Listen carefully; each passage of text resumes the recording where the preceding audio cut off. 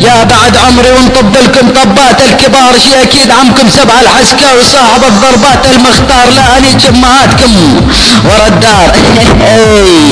يابا مايكم مرفوع لعيوننا ابن امي المهيب الديرش عطولي كس اخت ابو يزن الرقاوي على راس باخ الممحونه. تعال ابن ام العياره ابن القعبه لا اني اختك بجاكيت لا حطت كس اختك بتواليت لا طلع من طي زمك الحاريت. ابن بلعت العار ولك ابن القعبة شلون تندق بالضلوع والله لنيك اختك وخلوا يسبب على كس اختك الخضوع.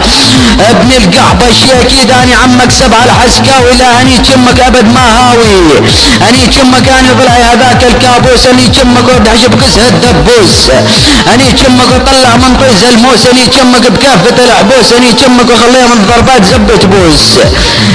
ابن بلعت العار اصعد ولك خل من ياك بيزن الرقاوي خالرقاوية والله لنيك اختك يا ابن القحبة بالراحة وبالجية لا اني اختك عند الدولة العسكاوية اني اختك فوق المروحية لا اني اختك وخليها تناطز عند العراقية.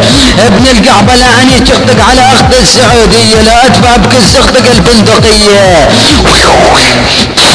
وصعد اخو المنوك يا اخو المهانة ابن بلات العارش لا تندق بينا والله لاني كمك بين ايدينا لا اني اختك على اخت ابوك لا اني كمك اطلع من طي زمك الريد بوك اني كمك وخليها تبوك ها ولك ابن بلات العار.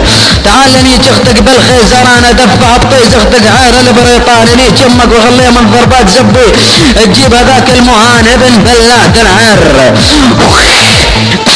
وصعد اخو المنيوك يا اخو المهانة والله لنيك عرض خواتك يا اخو القحبة ابن بلات العير خذها ولا ترجع اخو المنيوكة.